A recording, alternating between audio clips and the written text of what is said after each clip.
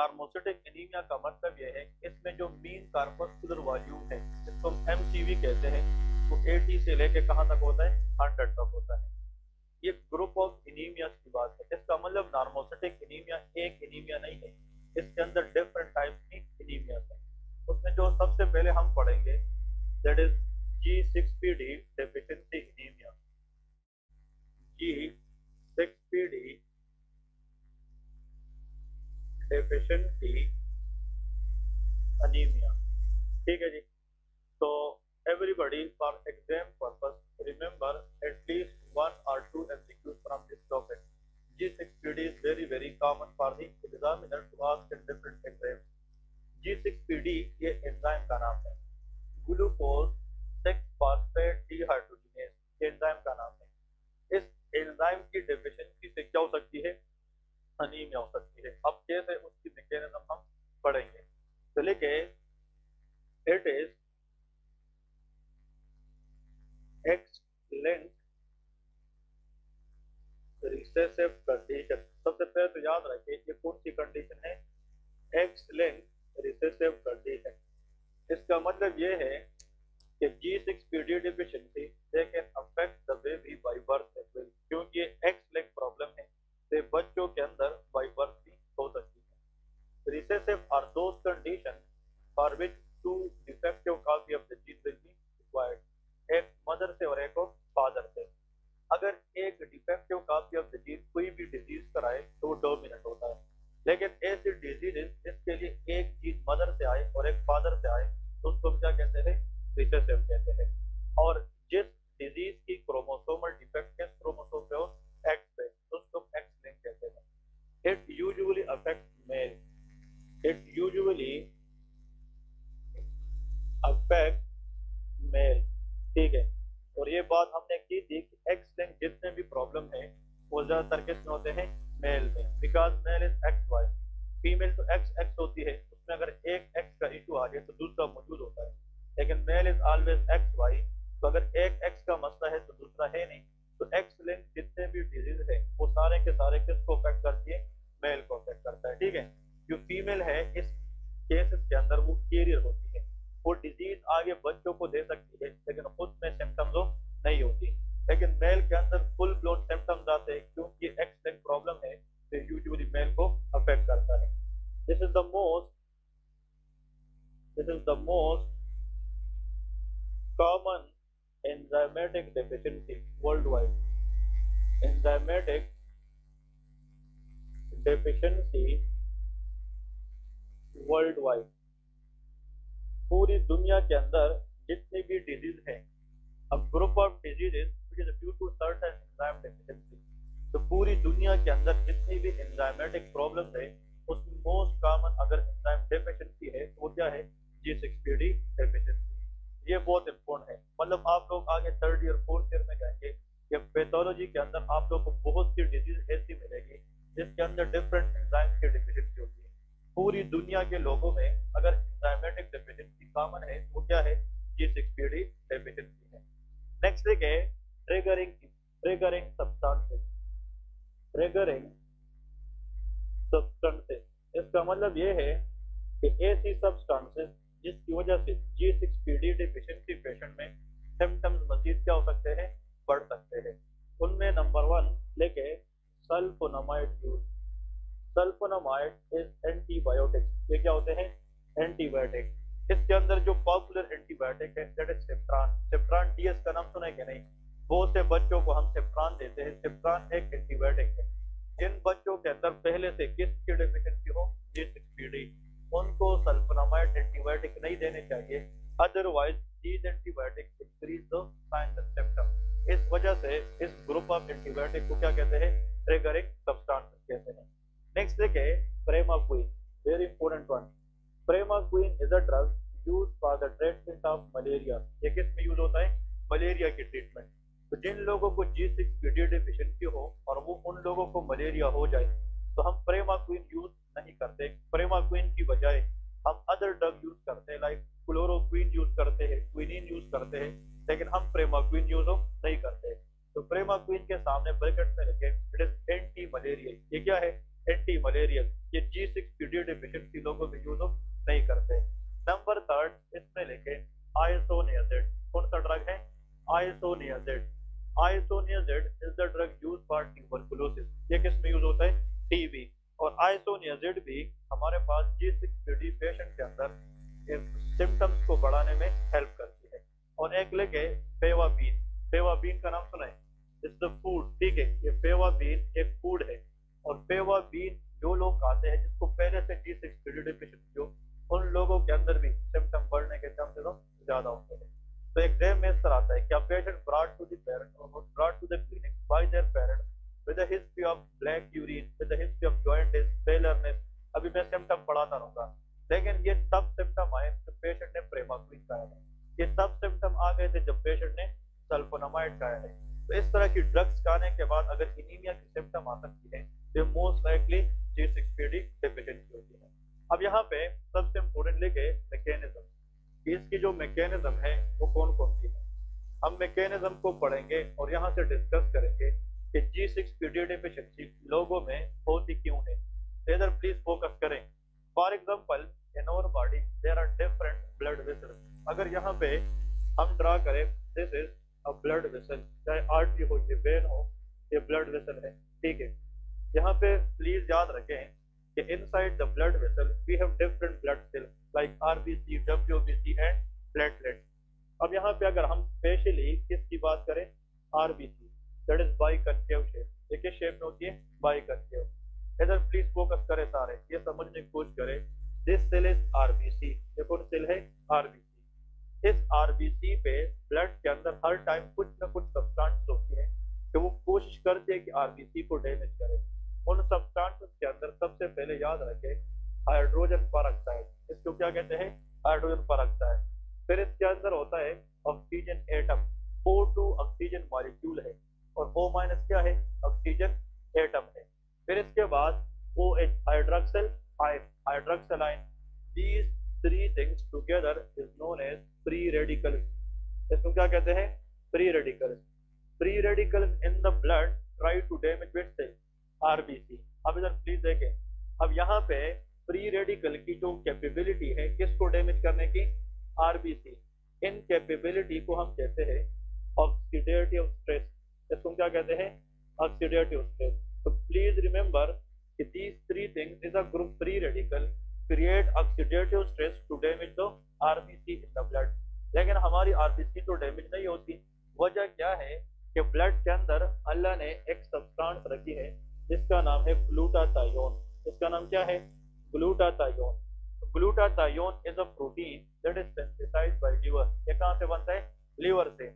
और ये इन तीनों सब्सटेंसेस के किसको कम करता है? Oxidative stress. Therefore it is antioxidant. ये क्या है? Antioxidant. The strongest and powerful antioxidant in the body is glutathione. तो ग्लूटाथायोन का काम यह है कि इन तीन चीजों की ऑक्सीडेटिव स्ट्रेस को कम करके RBC लाइसिस को क्या करता है? कम करता है। इस वजह से RBC की लाइसिस नहीं होती। लेकिन दो चीजें याद रखें, जो ग्लूटाथायोन है ये काम करने के लिए क्या होना चाहिए? एक्टिव। और जो इसकी एक्टिव फॉर्म है ये तब होती है जब ये रिड्यूस होता है। एनाटॉमी के अंदर ऑक्सीडाइज रिड्यूस का नाम सुना है कि नहीं? तो ये भी पॉइंट याद रखें कि reduce form of glutathione is the active form. ये क्या होता है? एक्टिव। और ये इन तीन चीजों को काम करने नहीं देते। क्लियर है? अब यहाँ पे पॉइंट याद रखें। एक्चुअली हमारे पास जो मेन पॉइंट है वो ये है कि ये जो ग्लूटाथायोन है इसका काम चाहिए जब हम RBC लाइसिस को प्रिवेंट करें। लेकिन ग्लूटाथायोन को किस फॉर्म में रखना? रिड्यूस फॉर्म में रखना सबसे इम्पोर्टेंट है। और इसको रिड्यूस फॉर्म में रखने के लिए बॉडी के अंदर एक सब्सटेंस होता है जिसका नाम है NADPH। इसका नाम क्या हो? NADPH, ठीक है। NADPH molecule keep the glutathione in reduced form and this glutathione in reduced form will prevent RBC damage from these free radicals। अब ये NADPH आया कहाँ से है? ये कहाँ से आया है? ये जनाब बनता है HMP शंट में। ये नाम सुना है कि नहीं? ये हम पढ़ेंगे, ये मेटाबॉलिक पाथवे है, RBC के अंदर होती है। HMP shunt we will discuss in biochem, ठीक है। और इस HMP शंट को चलाने के लिए एक की एंजाइम चाहिए, उस एंजाइम का नाम G6PD है। क्लियर है कि नहीं? तो HMP शंट को रन करने के लिए जो रेगुलेटर एंजाइम चाहिए उसका नाम क्या है? G6PD, glucose 6 phosphate dehydrogenase. तो अगर अब इधर प्लीज फोकस करें, अगर G6PD एंजाइम बॉडी में है तो किस पाथवे को चलाएगा? HMP shunt. अगर ये चलेगी तो साइड बाय साइड क्या प्रोड्यूस होगी? NADPH। और NADPH आएगी तो वो किसको, ग्लूटाथायोन को किस फॉर्म में रखेगी? रिड्यूस, तो एक्टिव होगा। और ये active form glutathione RBC lysis को प्रिवेंट करेगी किस चीज से? फ्री रेडिकल से। अब अगर एक बच्चा पैदा हो जाए, मेल बेबी है, उसका किस क्रोमोसोम पे इशू है? एक्स पे। और उस क्रोमोसोम की वजह से अगर किस एंजाइम की डेफिशिएंसी आ जाए? G6PD। क्योंकि इस enzyme, all enzymes are protein in nature, सारे एंजाइम क्या होते हैं? प्रोटीन। और सब प्रोटीन की जो इंफॉर्मेशन है वो जीन में होती है, डीएनए में होती है। अगर एक्स क्रोमोसोम पे डीएनए का वो जीन खराब हो जाए जिसने किसको बनाना था? G6PD enzyme. तो अगर एक्स लिंक का मसला हो और उसमें क्या चीज ना बने? G6PD।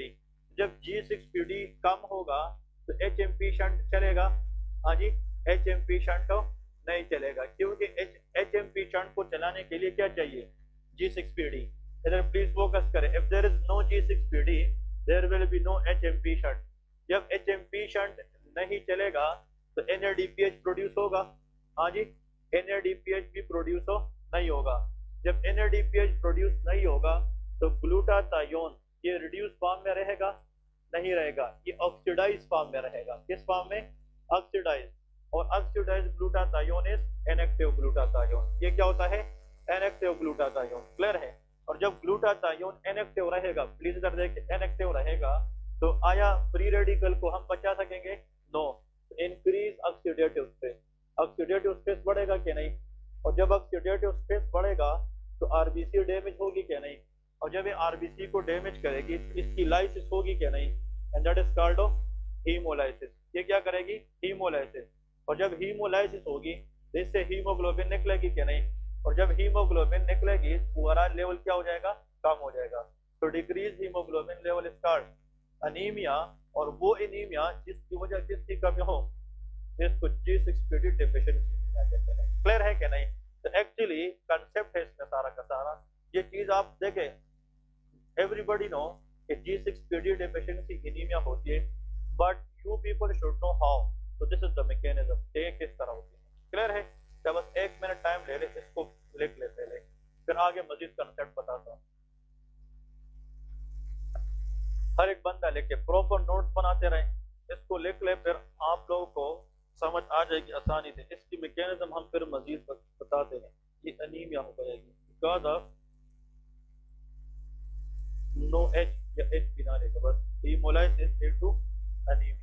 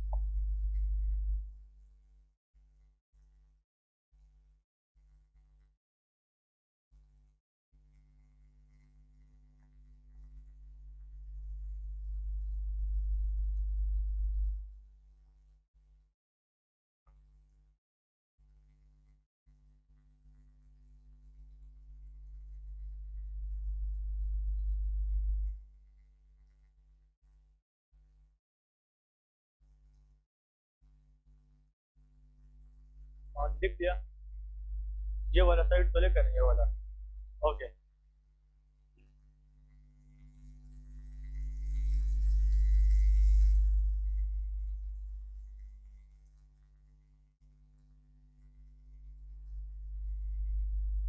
इसमें लिखे in G6PD, in this condition, in this condition there is predominant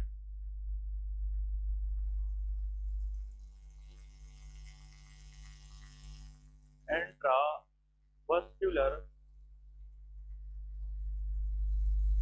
hemolysis, but also up to some extent, up to some extent, extravascular hemolysis. Hemolysis means it is the breakdown of RBC. देखिए point ये है कि G6PD deficiency लोगों के अंदर RBC की जो लाइस है वो ज्यादातर वेसल के अंदर होती है, इसलिए उसको हम क्या कहते हैं, इंट्रावस्कुलर हेमोलाइसिस। लेकिन इन लोगों के अंदर कुछ आरबीसी की जो लाइस है वो वेसल से बाहर कैपिलरी में होती है, तो कुछ एक्सटेंट तक इसकी हेमोलाइसिस क्या होती है, एक्स्ट्रावस्कुलर। अगर आप लोग वो टेबल देखें जिसमें हमने क्लासिफिकेशन ऑफ एनीमिया पढ़ा है, तो उसमें मैंने वर्ड यूज किया था प्रीडोमिनेंट, इंट्रावस्कुलर एंड एक्स्ट्रावस्कुलर। तो प्रीडोमिनेंट का मतलब ज्यादातर G6PD में वेसल के अंदर लाइस होती है, लेकिन कुछ आरबीसी ऐसी भी है इन पेशेंट में इसकी लाइस कहाँ पे होती है, वेसल से बाहर की होती है। अब लेके इन लोगों की क्लिनिकल फीचर्स क्या होंगे, क्लिनिकल फीचर्स। तो जब आरबीसी की लाइसिस होगी एचबी लेवल कम होगा कि ज्यादा, कम। इन लोगों में एनीमिया होगा, और एनीमिया का पहला साइन क्या है, फेलर है। Pallor is the sign of anaemia. जब एचबी कम है तो ऑक्सीजन कैरिंग कैपेसिटी भी कम होगी, तो shortness of breath, shortness of breath. और इन लोगों को डिफिकल्टी इन रेस्पिरेशन होगी, तो देयर इज डिस्निया, ठीक है, डिस्निया होगी। नेक्स्ट देखे very important point to remember for exam question, that is called dark urine. इन लोगों में क्या होती है, डार्क यूरिन होती है। यहाँ पे डार्क यूरिन का मतलब क्या है, ये लोग आते हैं क्लिनिक में, डॉक्टर साहब जब वो यूरिन पास करते हैं तो उसका कलर क्या होता है, डार्क होता है। इसका वजह ये है कि यहाँ पे वेसल के अंदर आरबीसी की लाइंस होती है कि नहीं, तो जब आरबीसी की लाइंस होती है तो वहां से क्या निकलता है, हीमोग्लोबिन, और हीमोग्लोबिन आरबीसी के वजह से अंदर होता है। जब इसकी लाइंस होगी तो हीमोग्लोबिन इससे निकलकर ब्लड में आएगा कि नहीं, कंडीशन इज कॉल्ड हीमोग्लोबिनीमिया। इसको क्या कहते हैं, हीमोग्लोबिनीमिया। हीमोग्लोबिन का ब्लड में आना इसका हीमोग्लोबिनीमिया। और जब ये हीमोग्लोबिन आगे जाएंगे ब्लड के अंदर तो उसमें चेंज आएगी कि नहीं, और जब इसमें चेंजेस आएगी और ये कहाँ तक पहुंचेगी, किडनी तक। कहाँ तक पहुंचेगी, किडनी तक। तो इसमें इतनी चेंजेस आती है कि haemoglobin turn its colour to black, ये क्या बन जाएगी, ब्लैक बन जाएगी। और जब ये यूरिन में जाएगी तो उससे यूरिन कलर क्या हो जाता है, डार्क हो जाता है। तो एक्चुअली डार्क यूरिन का एक पॉइंट याद रखें, it is due to hemoglobin in the blood which undergo different changes along with the time. Time के मुताबिक इसके अंदर कलर चेंजेस आती है, और हीमोग्लोबिन इवेंचुअली जब किडनी में पहुंच जाती है ब्लड के जरिए तो किस कलर में कन्वर्ट हो जाता है, ब्लैक कलर में। और जब ब्लैक हीमोग्लोबिन यूरिन का हिस्सा बन जाता है तो that will lead to dark, ठीक है। तो dark urine is a sign of what, haemoglobinaemia. ये किसका साइन है, हीमोग्लोबिनीमिया। और ये तब होगा जब लाइसिस वेसल में हो या वेसल से बाहर, वेसल में हो। तो dark urine is a sign of intravascular haemolysis. Clear है। यहाँ पे नेक्स्ट देखे जॉइंटिस। इन लोगों में क्या होती है, जॉइंटिस होता है। जॉइंटिस का जो मेन पॉइंट है, येलोविश डिस्कलरेशन ऑफ स्क्लेरा। इन लोगों की जब आईज में हम एग्जामिन करते हैं तो sclera will look like yellow, तो yellowish discolouration of sclera. Sclera is the white part of the eye, eye का जो व्हाइट पार्ट है उस पर जनाब येलोविश डिस्कलरेशन आएगी। और जॉइंटिस का मतलब इन लोगों में बिलिरुबिन का लेवल क्या होता है, ज्यादा होता है। Increase bilirubin level in the body is called jaundice. इन लोगों में वेसल से बाहर लाइसिस हो सकती है कि नहीं, तो up to some extent in these people some lysis outside the vessel, it is called extravascular haemolysis. और एक्स्ट्रावस्कुलर हेमोलाइसिस में जब क्या चीज निकलती है, हाँ जी, हीमोग्लोबिन। तो हीमोग्लोबिन कन्वर्ट होता है दो चीजों में, हीम प्लस ग्लोबिन में। जो हीम है इससे आयरन होता है कि नहीं, और जो आयरन है प्रोटोफोरपायरिन। ये प्रोटोफोरपायरिन मजीद कन्वर्ट होता है बिलिवर्डिन में, इसमें बिलिवर्डिन। और ये जो बिलिवर्डिन है ये कन्वर्ट होता है बिलिरुबिन में। और बिलिरुबिन अगर बहुत ज्यादा हो जाए, जो लीवर हैंडल ना कर पाए, तो फिर ये डिफरेंट टिश्यू पे डिपोजिट होगा एंड लीड्स टू जॉइंटिस। ये क्या कराता है, जॉइंटिस। तो एक चीज सिर्फ याद रखे, एग्जाम में शायद आ जाए कि dark urine is a sign of intravascular haemolysis, लेकिन jaundice is a sign of extravascular haemolysis, ठीक है। तो इन लोगों में डार्क यूरिन ज्यादा होगी, जॉइंटिस की रेशो कम होती है, क्योंकि प्रीडोमिनेंट इन लोगों के अंदर कौन सा हेमोलाइसिस होता है, इंट्रावस्कुलर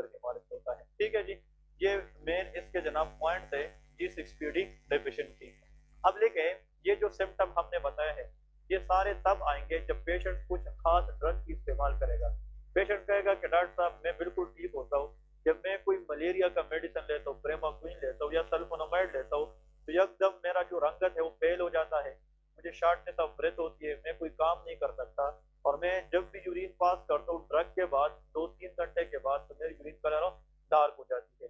तो दो substances are the trigger substances for those people who has which deficiency G6PD। तो अगर उन ड्रग्स लेने के बाद पेशेंट को, मैंने जितने भी क्वेश्चन देखे हैं NEB क्वेश्चन या PMC क्वेश्चन, वो ये है कि after the use of primaquine the patient came to you with dark urine, किसके साथ? Dark urine. तो primaquine with dark urine is always think about G6PD deficiency. Clear है? अब लेके लैब इन्वेस्टिगेशन, जिसकी हम लैब कौन कौन सी करते हैं, what are the lab diagnostic test, कि वो कौन कौन सी टेस्ट है जिससे हम डायग्नोज कर सकते हैं इन लोगों में G6PD डेफिशिएंसी है। तो इन्वेस्टिगेशन में सबसे पहले CBC लेके, लैब में लेके lab investigation, CBC complete blood count. Complete blood count पे जब हम HP चेक करते हैं that should be decrease, HP level क्या होना चाहिए?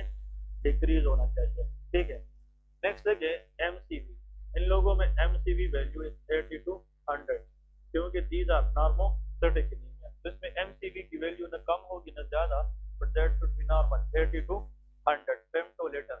फिर नेक्स्ट जो सबसे इम्पोर्टेंट पॉइंट है जो किसी और एनीमिया में नहीं होती, वो सिर्फ किस में होगी? G6PD deficiency. लेके जनाब हैंड्स बॉडीज, अगर एग्जाम में आ जाए कि the patient lab investigation shows hands bodies, ये कौन सी एनीमिया है? G6PD deficiency.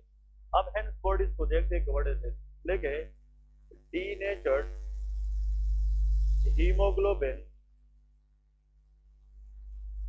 leading to clumping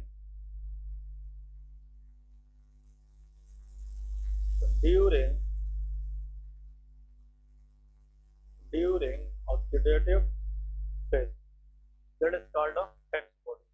और इसके बाद नेक्स्ट जो सबसे इम्पोर्टेंट है that is called white cell। ये क्या है?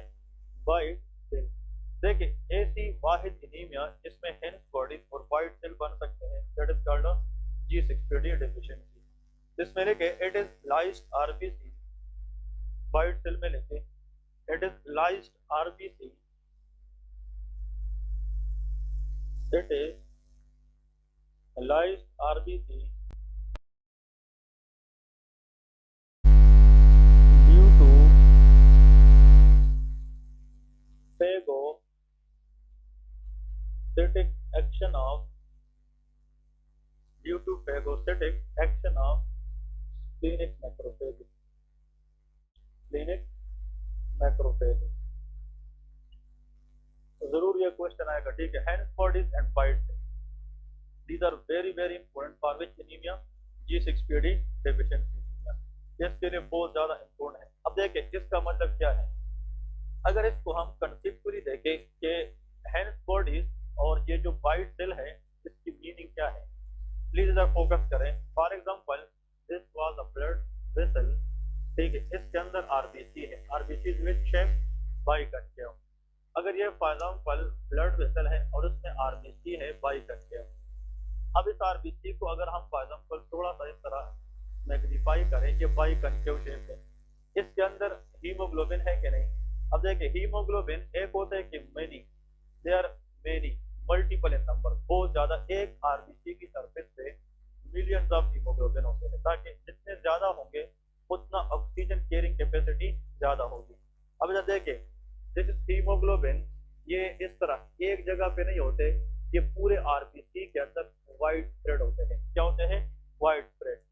जिन लोगों में G6PD नहीं होता, G6PD कम होता है, तो NADPH नहीं बनेगा, NADPH नहीं आएगा तो HMP शंट नहीं चलेगा, ग्लूटाथायोन रिड्यूस फॉर्म में नहीं होगा, तो ऑक्सीडेटिव स्ट्रेस बढ़ेंगे कि कम होंगे? ऑक्सीडेटिव स्ट्रेस फ्री रेडिकल क्या करेंगे? इंक्रीज। और जब ऑक्सीडेटिव स्ट्रेस किस सेल पे लग जाती है? RBC, तो उसके अंदर हीमोग्लोबिन पे असर पड़ेगा कि नहीं? जो हीमोग्लोबिन है वो अपनी शेप खो देती है, क्या देती है? शेप खो देती है, खत्म कर देती है। When the shape of hemoglobin become damaged, it is called denatured haemoglobin. तो क्या कहते हैं? डीनेचर्ड। तो जब ऑक्सीडेटिव स्ट्रेस बढ़ेगी आरबीसी पे तो हीमोग्लोबिन बिकम डीनेचर्ड, और जब ये एबनॉर्मल हो जाएंगे तो ये जाकर एक दूसरे के करीब जाएंगे और एक क्लम्प बनाएंगे। क्या बनाएंगे? Clump. They group together when they become denatured. इस ग्रुपिंग ऑफ हीमोग्लोबिन को when become denatured due to oxidative stress is called Heinz body. इसको क्या कहते हैं? Heinz body. Heinz was person, उसने पहले डीनेचर्ड हीमोग्लोबिन की क्लम्प मालूम की थी आरबीसी के अंदर, जिसको नाम क्या दिया गया? Hence bodies. अब देखें, ये जो एक जमगड्ढा बन गया है ये आरबीसी की क्लम्पिंग है, हीमोग्लोबिन की क्लम्पिंग है, और ये डीनेचर्ड है। जब ये आरबीसी ब्लड के जरिए किस में चली जाएगी? स्प्लीन में। तो स्प्लीन के अंदर क्या होती है? मैक्रोफेजेस। और मैक्रोफेज का काम अनवांटेड चीज को रिमूव करना।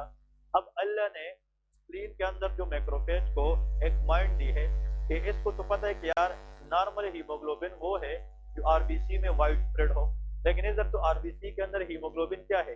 क्लम्प है। तो ये मैक्रोफेज इस हीमोग्लोबिन को as a foreign antigen recognise करती है, और जब ये फॉरेन एंटीजन रिकॉग्नाइज करेगी तो आरबीसी की यहाँ पे कट लगा के इसको क्या करेगी? रिमूव करेगी। तो जब ये आरबीसी फिर ब्लड में आएगी तो इसके ऊपर कट नजर आएगा कि नहीं? This cut sign in RBC is known as bite cell. तो क्या कहते हैं? White cell. वाइट मीन काटना, कि भाई ये आरबीसी को एक जगह पे किसी बंदे ने काटा है, और वो जो कट लगाई है वो स्प्लीन ने किसने लगाई है? मैक्रोफेजेस ने। अब एग्जाम में ये है, Heinz bodies is a pathological term used for dash. Answer is haemoglobin. ये किसके लिए यूज होता है? Pathological term used for RBC. RBC के यूज होता है। तो आरबीसी के अंदर डीनेचर्ड हीमोग्लोबिन का आपस में इकट्ठा होना कॉल्ड हेंस बॉडी, लेकिन स्प्लीन एक मैक्रोफेजेस का हेंस बॉडी रिमूव करना, आरबीसी पे कट लगाना, it is known as bite cell. और ये जो हेंस बॉडीज है, हेंस बॉडीज ये तब बनेगी जब ऑक्सीडेटिव स्ट्रेस बढ़ेगी, और ऑक्सीडेटिव स्ट्रेस तब बढ़ेगी जब G6PD नहीं हो, और G6PD डिफिशिएंसी में सिर्फ हेंस बॉडीज मिलती है और वाइट सेल मिलती है। ये किसी और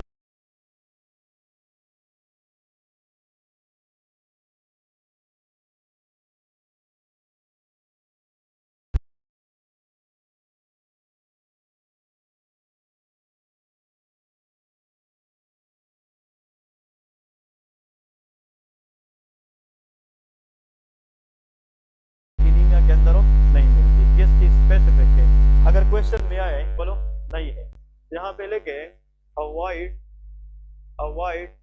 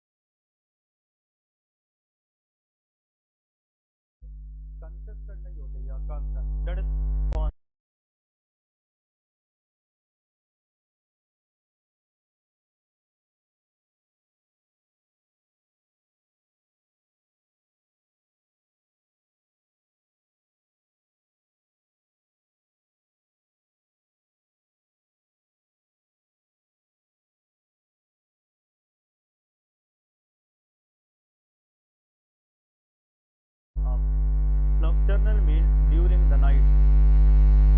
जो important problem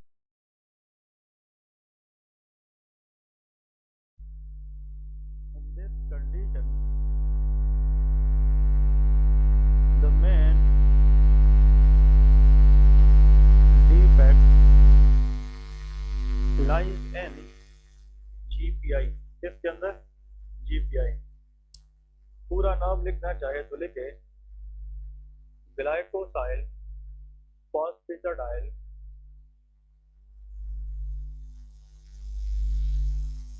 आयोनोसाइटोल। This is the full form of GPI। Clear है? Glycosyl phosphatidyl आयोनोसाइटोल। अगर किसी ने सिर्फ GPI याद रखे दैट्स मोर देन इनफ। ठीक है। जो PNH है इसके अंदर मेन प्रॉब्लम किसका होता है? GPI। अब GPI का इशू कैसे होता है वो भी हम डिस्कस करेंगे, लेकिन इसमें लिखे in PNH stand for paroxysmal nocturnal haemoglobinuria. The predominant RBC lysis, which is called hemolysis, is intravascular।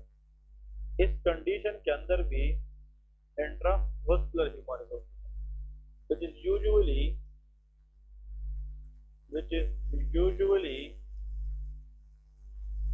during night।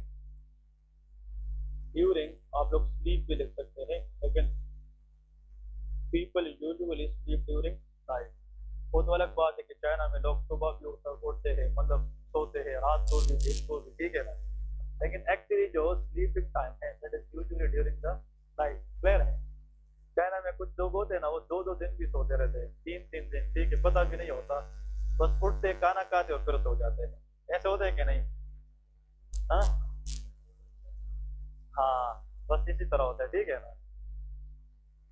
हमारे क्लास में एक लड़का था, ठीक है, उसने 5 साल गुजारिए, उसने 5 साल में ना पढ़ा है ना उसने कोई भी मतलब सिटीज वगैरह देखी है, ठीक, उसने 5 साल सिर्फ बेड के साथ गुजारे। ठीक है ना? वो आया था पाकिस्तान से और 5 साल में वो एक हफ्ते में 4 दिन सोता था और 2 दिन वो तरफ उठता था, ठीक है कि यार, और एक दिन इसकी कंप्लीट छुट्टी होती थी। ठीक है ना? लेकिन वो सबसे बेस्ट पार्ट है कि वो बंदा मेरा रूममेट था। ठीक है ना? वो मेरा रूममेट था, तो मेरे लिए सबसे जो है ना अच्छी बात यह थी कि उसने मुझे डिस्टर्ब पूरे जिंदगी 5 साल में नहीं किया। उसने कहा कि यार आप पढ़ने वाले इंसान है, आप पढ़ते रहो, ठीक है, मैं भी पढ़ूंगा, बाद में पढ़ूंगा और आपसे पढ़ूंगा। ठीक है ना? हाँ ना, ये रियल बात है। एक्चुअली मैं इसलिए नाम नहीं कहता, ठीक है, क्योंकि वो आजकल फेसबुक पे सोशल मीडिया पे बहुत एक्टिव माशाल्लाह FCCS Part 1 प्ले करता है। ठीक है ना? So he is doing a very good and he is doing a job in LR Lady Reading Hospital। ठीक है ना? एक्चुअली वो बहुत अच्छे इंसान थे और वो कहता कि मुझे पता है आपने मुझे सिखाया और मैंने पास होना है, तो मैं क्लास वगैरह नहीं जाता। ठीक है ना? तो मैं जो चीज़ पढ़ के आता और रात को सोने से पहले आधा घंटा मेरे साथ वो लगाता और मैं उसको पढ़ाता। उसने PMDC तीनों स्टेप्स भी फर्स्ट अटेम्प्ट में पास किए, तो पास किया। ठीक है ना? तो वो लड़का नहीं है कि आप लोग हंस रहे कि यार वो तो कुछ नहीं, ही इज लाट। ठीक है ना? बहुत कुछ है, लेकिन उसने कहा कि यार उठना, प्रिपेयर होना, क्लास जाना, अब चाइनीज से सीखना ना सीख वो अलग चीज है, बस आप सीख और मुझे दिखाए। ठीक है ना? लेकिन आज तक जो हमारी दोस्ती है, मतलब बहुत अच्छे इंसान, 5 सालों में उसने मुझे कभी ये नहीं कहा कि यार मैंने सोने का टाइम है, आपने वो सोता था ना, चाहे आप लाइट ऑन करे ऑफ करे, उसने बस सोना है। ठीक है ना? तो उसकी नींद ऐसी थी ना, वो लाइट पे डिपेंडेंट नहीं था। ठीक है ना? तो इंसान बहुत अच्छे थे। ठीक है ना? तो मैं 5 साल ऐसा रहा हूँ कि मैं रूम में अकेला रहूँ। ठीक है ना? हाँ जी, ओके। तो नेक्स्ट जो है, हाँ, उसमें क्वालिटी ये थी कि इसने आखिर में 3rd ईयर में सिगरेट शुरू किया था ना, सिगरेट, ठीक है, पीना। कभी भी 3 सालों में 3rd ईयर से लास्ट ईयर तक कभी इसने मुझे ये नहीं कहा कि यार आप फलाने जगह जा रहे हो तो वापस मुझे सिगरेट डालने दो। तो मैंने एक दिन उससे ये बात पूछी, यार आपने मुझे कभी ये चीज़ नहीं की। उन्होंने कहा यार अगर एक चीज़ आप खुद नहीं करते तो आपको मैं कैसे कह सकता हूँ कि आप मुझे खिलाएं। क्लियर है? तो उसमें ये उसकी सबसे बेस्ट पार्ट था ना कि उसने कहा जो चीज़ आप खुद नहीं करते तो मुझे शर्म आती है कि आपको मैं किस मुझे तो यार तुम मेरे जैसे रख। तो हाँ, तो एक्चुअली वो बंदा जो था ना वो उसूल पसंद भी था। ठीक है ना? हाँ, इसलिए कामयाब है। ठीक है ना? तो यहाँ पे हाँ जी, सिगरेट वाले खुश हो गए, ठीक है ना, क्लियर है ना। हाँ हाँ, ओके, वहां पे अगर महंगे हैं तो यहाँ से ले जाए, ठीक है ना। उधर हमारे हमारे यूनिवर्सिटी में ना, हम ये जो यूनिवर्सिटी से थे ना, ये जंगसी प्रोविंस में, तो वहां से जब हम ग्रेजुएट हो गए तो वहां पे जो डीन था ना हमारा, तो हम 3 बंदे थे। एक जो टॉपर थे ना पूरे 5 साल में, थी, तो उसने हमें गिफ्ट दिया, तो वो सिगरेट थे, ठीक है ना। क्योंकि चाइना में तो सिगरेट डिफरेंट ब्रांड के भी होते हैं, उसने हमें सिगरेट दिए, और हमारे सीनियर था, वो सिगरेट उसने हमसे लिए, ठीक है ना। यार आप लोगों ने मुझे देना है, असल में वो सिगरेट उसने पता नहीं कहाँ से मंगवाए थे, बीजिंग वगैरह से, पता नहीं कहाँ से। लेकिन वो बहुत, वो सीनियर कहता कि ये वो सिगरेट जहाँ से आम बंदे को नहीं मिलते, डिफरेंट पता नहीं वेराइटी उसने हमें दिए थे बहुत ज्यादा, कि यार आप लोग ये ले जाइए, मैं आपको अपनी तरफ से दे रहा गिफ्ट दे रहा हूँ। और सिगरेट उन लोगों को बहुत कुछ मीन करते हैं, ठीक है ना। तो वो सिगरेट हमें मिले और वो किसी और ने दिए, ठीक है ना। हाँ जी, तो यहाँ पे आप फोकस कर पीएनएच के बारे में। ये जो जीपीआई है ना, GPI, this is a substance, इसकी डेफिशिएंसी होती है इस पीएनएच के अंदर। अब पीएनएच का मतलब ये है कि इसमें प्रीडोमिनेंट लाइसिस नाइट में होती है, स्लीप में, and that is intravascular haemolysis. अब देखिए इसकी मैकेनिज्म पढ़ते हैं कि व्हाट इज इट्स मैकेनिज्म, या इसकी जो मैकेनिज्म लॉजिक है वो क्या है। तो बहुत आसान है, देखें, अगर for example this is blood vessel, scenario है, is the blood vessel contain RBC, that is biconcave shape। तो RBC is a biconcave shape, ठीक है। इसमें point to be remember is, इसकी जो इम्पोर्टेंट पार्ट है, इधर अब लिखना बंद करें, हाँ 1 मिनट 2 मिनट के लिए। दिस इज RBC, और ब्लड के अंदर एक प्रोटीन पाया जाता है जिसका नाम है C3 कन्वर्टेज। मैं प्रोटीन इसलिए कह रहा हूँ क्योंकि all enzymes are protein in nature. So there is an enzyme present in the blood in everybody that is called C3 convertase। इस C3 convertase की 2 बातें याद रखनी है, ये लिख ले बस के, फिर आप लोगों को मैकेनिज्म बाद में समझा। इसकी 2 पॉइंट है, it mainly activated in acidic environment. Number 1, जो C3 कन्वर्टेज है, इसकी जो एक्टिवेशन है वो किस एनवायरनमेंट में होती है, एसिडिक में। इसका मतलब जब पीएच कम हो 7.35 से, this enzyme become super activated. इस एंजाइम की जो एक्टिवेशन है वो किस एनवायरनमेंट पर डिपेंड करती है, एसिडिक पे, एक point. Number 2, it try to lyse RBC, ये भी कोशिश करता है कि आरबीसी की क्या करे, लाइसिस करे। इट वांट या इट प्रोमोट हीमोलाइसिस, ये भी हीमोलाइसिस करना चाहती है, ठीक है। अब इधर देखें, यहाँ पे ये जो आरबीसी है, ये जो रेड बना रहा हूँ, इस कॉल्ड आरबीसी मेम्ब्रेन। ये आरबीसी क्या है, मेम्ब्रेन है। इस आरबीसी मेम्ब्रेन पे एक स्ट्रक्चर पाया जाता है हर एक आरबीसी पे, इस तरह एक एंटीना की शक्ल में, ठीक है ना। और इस स्ट्रक्चर के ऊपर यहाँ पे एक और स्ट्रक्चर पड़ा होता है, ये टी शेप स्ट्रक्चर होता है। कौन सा, टी शेप। इधर प्लीज देखें, ये जो पार्ट है इसको कहते हैं स्टेम, और इसको कहते हैं एंटीना शेप, इसको कहते हैं। ये जो ऊपर जो ब्लैक पार्ट है ना, ब्लैक, इसको कहते हैं डीके एक्सेलरेटिंग फैक्टर। इसका नाम क्या है, डीके एक्सेलरेटिंग फैक्टर। इसको सिंपल वर्ड में हम डेफ कहते हैं। DAF stand for decay accelerating factor. अब देखिए, इस पूरे को डेफ नहीं कहते, सिर्फ ऊपर पार्ट को कहते हैं। इस डेफ और किसकी मेम्ब्रेन के दरमियान, आरबीसी, ये स्ट्रक्चर है, ये रेड के नहीं, इस रेड स्ट्रक्चर को हम जीपीआई कहते हैं। It is called GPI. जो ग्लाइकोसाइल फॉस्फेटाइल आयोनोसाइटोल है, इसकी डेफिनेशन क्या है, it is an anchoring protein between membrane of RBC and of DAF. इसका मतलब कि जो जीपीआई है, ये डेफ सब्सटेंस को स्टेबिलिटी देता है। क्या देता है, स्टेबिलिटी। इधर देखिए, इधर अगर मैंने किसको खत्म किया है, जीपीआई, तो डेफ बिकम फ्री और अटैच, फ्री, ये तो ब्लड में इधर उधर जाएगा ना, इसकी स्टेबिलिटी खत्म हो जाएगी। अगर इसको हमने कनेक्ट करना है किसके साथ, आरबीसी के साथ, तो इसके दरमियान जो एंकरिंग प्रोटीन है या सब्सटेंस है वो क्या होता है, वो जीपीआई होता है। क्लियर है क्या नहीं। अब इधर देखिए, ये क्या करता है, डीके का मतलब खत्म करना, डीके मीन खत्म करना, एक्सेलरेट मीन तेजी से। तो ऐसा फैक्टर जो किसी इफेक्ट को तेजी से खत्म करे उसका नाम क्या होता है, डेफ। अब किसकी इफेक्ट को खत्म करना, C3 कन्वर्टेज। जो डेफ है, डेफ इधर देखे, it has a positive effect on C3 convertase या नेगेटिव, नेगेटिव इफेक्ट। C3 चाहता है कि मैं आरबीसी की, लेकिन डेफ उसको लाइसिस होने नहीं देता। लेकिन डेफ ये काम तब करेगा जब वो स्टेबल हो, और उसकी स्टेबिलिटी किस पे डिपेंडेंट है, जीपीआई पे डिपेंडेंट होती है। क्लियर है कि नहीं? तो जीपीआई और DAF prevent C3 convertase enzyme to inhibit RBC lysis. ये बात समझ गए क्या नहीं? अब देखिए बहुत आसान कंसेप्ट है।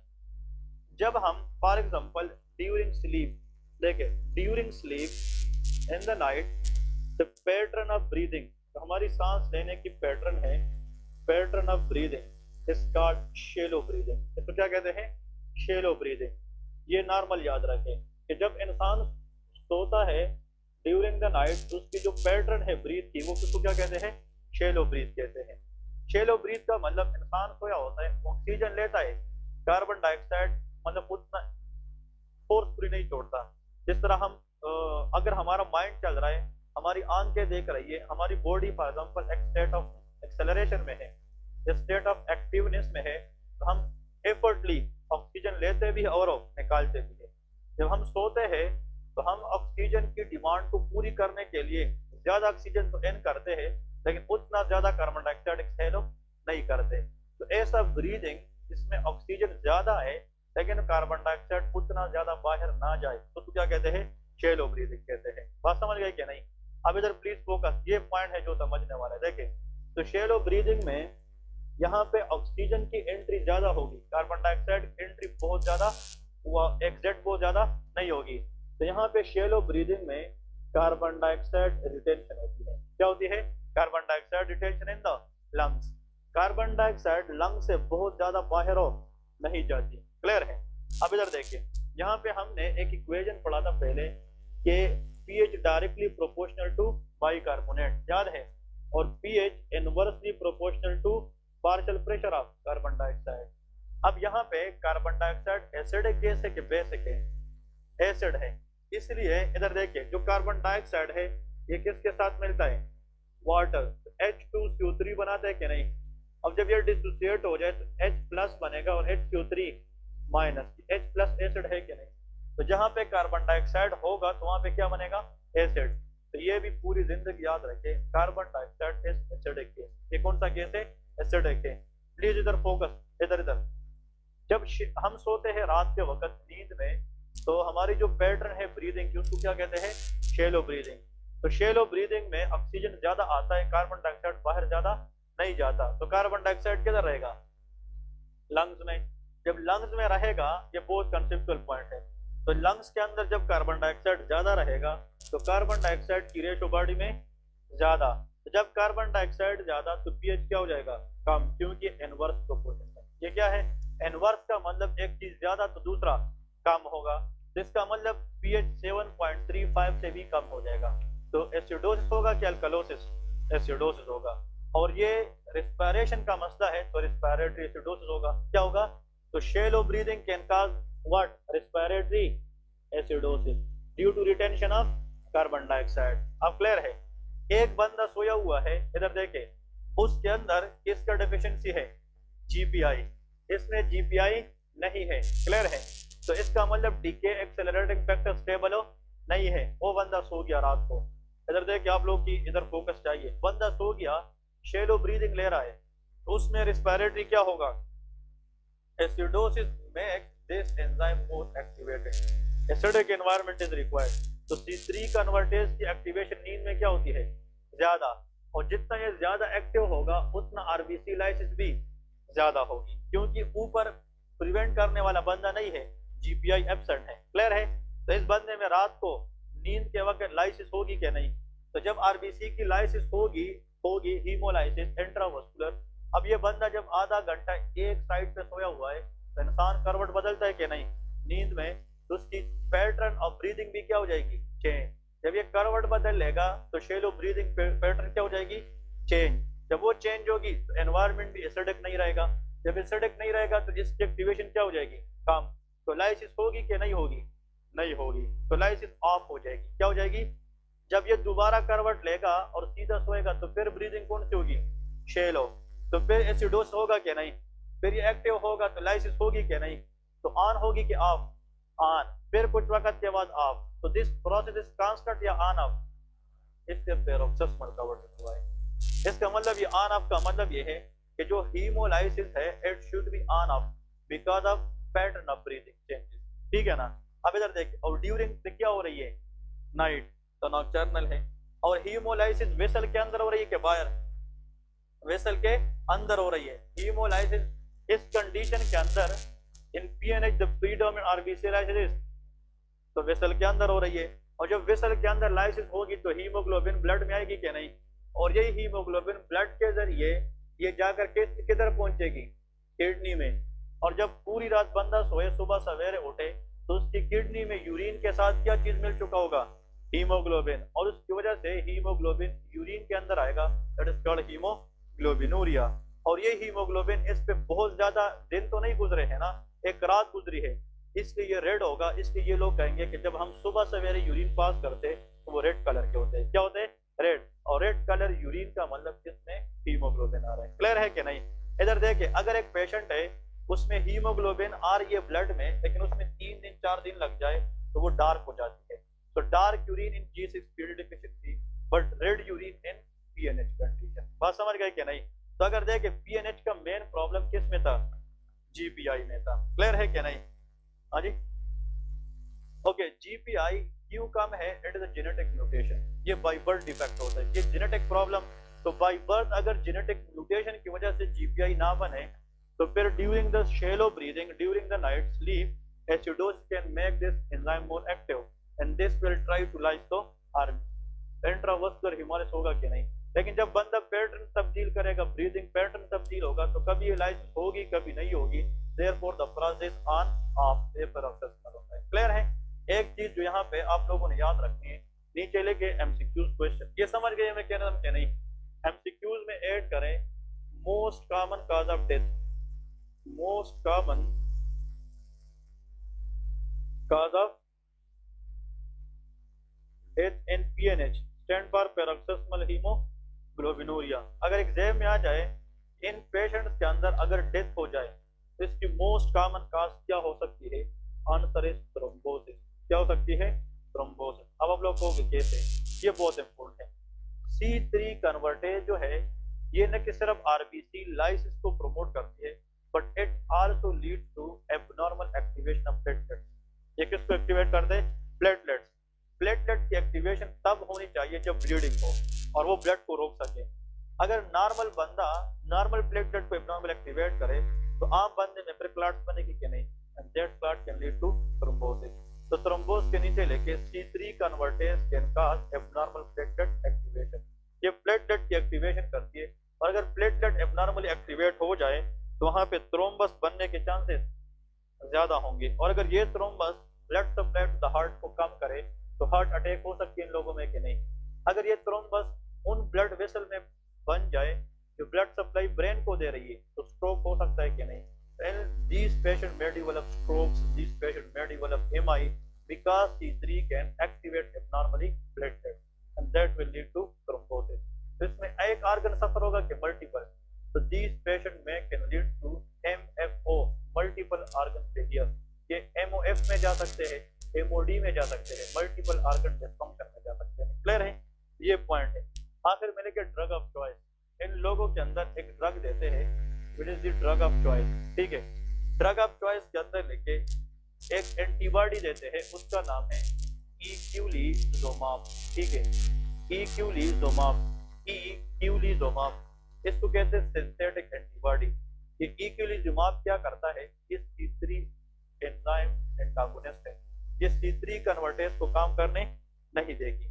जब C3 को हम रोक ले तो आरबीसी लाइसिस हो सकेगी, नहीं होगी, और एबनॉर्मल प्लेटलेट एक्टिवेशन भी नहीं होगी। तो eculizumab is a therapeutic antibody which will block activity of C3 convertase.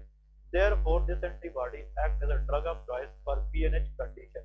और दूसरी बात, अगर एक पेशेंट है उसमें PNH है लेकिन उसको ऑलरेडी हार्ट अटैक हो चुका है तो उसमें पहले से क्या बन चुका होगा, थ्रोम्बस। तो इस ड्रग के साथ थ्रोम्बोलाइटिस भी देते हैं। ऐसा ड्रग भी देंगे जिससे हम थ्रोम्बस को क्या करें, कम कर सके। अगर ये डिजीज है किसी को, अभी तक थ्रोम्बस नहीं बना है, तो फिर हम सिर्फ क्या देते हैं, इक्विलिजुमाब। लेकिन अगर थ्रोम्बस बन चुका है तो इस ड्रग के साथ थ्रोम्बोलाइटिक्स देते हैं। एस्पिरिन भी दे सकते हैं। एस्पिरिन ब्लड थिकर है कि थिनर है, ये थिनर है। और एल्टीप्लेज देते हैं, कहते हैं एल्टीप्लेज। ये सारे वो ड्रग है जो ब्लड को थिन रखेंगे और थ्रोम्बस को बनाने नहीं देंगे। So these are thrombolytics. The drug which can lyse the thrombus is called a thrombolytic drug. Clear है? So this what all about the paroxysmal nocturnal hemoglobinuria. ठीक है? तो इसका मतलब यह है कि PNH के अंदर the main problem in GPI. GPI नहीं है तो DAPT काम नहीं करेगा, और shallow breathing की वजह से the environment becomes acidotic, which can lead to more activation of T3 convertase. तो जब तक इंसान उस रोग या उस हिम्मत में सोएगा तो उसकी ये लाइसिस होती रहेगी। जब वो करवट बदलेगा, ब्रीदिंग पैटर्न चेंज हो जाएगी, तो जो लाइसिस है वो फॉर द टाइम बीइंग क्या हो जाएगी, स्टॉप हो जाएगी। तो ये जो प्रोसेस है ये ऑन ऑफ होता है। This is the word is paroxysmal, during the night होते हैं तो नॉक्टर्नल है, और हीमोग्लोबिन ब्लड में आएगा तो हीमोग्लोबिन यूरिया है। अब यहाँ पे एक चीज आप लोगों ने इंपोर्टेंटली याद रखनी है, व्हाट हैपेंड, या आखिर में लेके नोट में, ठीक है, what happened, what happened to free haptoglobin. क्या नाम सुना है कि नहीं? हेप्टोग्लोबिन का काम क्या है? It is another protein. Globin mean protein. Haptoglobin और हीमोग्लोबिन में फर्क है, ठीक है। एग्जाम में अगर ये आ जाए कि what happened to free haptoglobin in PNH condition, तो आंसर क्या होगा? इंक्रीज, डिक्रीज, या not affected, cannot change। हाँ है, हाँ, anyone, इस्लाम पता है? हेप्टोबिन पता है? हाँ उसामा। द क्वेश्चन इज कि पीएनएच के अंदर पैरोक्सिस्मल नॉक्टर्नल हीमोग्लोबिनुरिया पेशेंट में व्हाट विल हैपन